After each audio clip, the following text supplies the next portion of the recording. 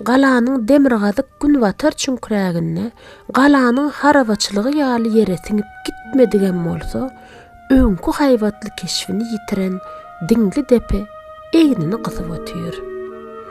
Türkmenistan basyp almaga gatnaşan Rus harby işgärleriniň ýazgylaryna Diňli Depe sözi Gökdepe sözi bilen tas deň derejede diýilen ýaly ullanylýar. Özem Gökdepe galasy diýen manyda ullanylýar. Bu jähtden Gökdepe hem Diňli Depe sözleri sinonim hökmüne gelýär. Munyň öz sebäbi bar. Köne Gökdepe häzirki Gökdepe galasyndan 10-12 kilometr demirgazyk gün watarrakda ýerleşýär eken. Tutuş şol etraplar hem Gökdepe atlandyrylýar eken. Şonuň üçinem Gökdepe galasy köne Gökdepeden esli aralykda ýerleşýän Diňli Depäniň daşyndaky boş meýdanyna gurulan bolsa, ilki wagtlara galanyň Diňli Depe ady ýören bolsa, soň-soňlar Gökdepe galasy diýen ad esasy orna geçipdir.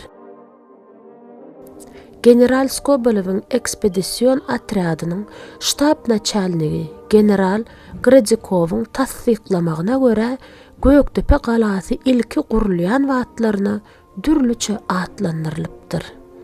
Nurberdihan oňa Ýaňy Teke diýer eken. Ilat ýaňy şäher, parslar bolsa täze şäher diýip at beripdir. Ýöne Gradikowyň bu maglumatyna göze dürtülip duran nätakyklyk bar. Yerli ilatyň ýaňy şäher diýip parslaryň bolsa täze şäher diýmegi böwrüňi diňledýär. Gradikov parslaryň atlandyryşyny rus diline terjime edip alandyr diýmegi hem esasy. Sebäbi ol Ýaňy Teke, Ýaňy şäher, täze şäher diýen sözleriniň üçüsini hem asyl nusgalarda getirýär.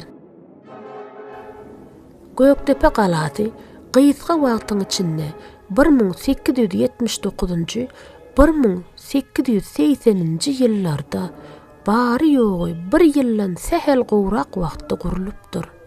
Özem şol döwürde de galanyň gurulşygyny bir näçe gezek ara kesme bolupdyr. Ýöne gala gurulan döwründen hem has az ýaşapdyr. Doly gurulup gutorulandan soň ýarym ýylda ýetmän doly weýran bolupdyr. Özem gala şeýle bir elhençlik bilen weýran edilipdir bolyn. Gurulaly we geçen ägirt uly desganyň asly keşfini göz öňüne getirmegim mümkin däl.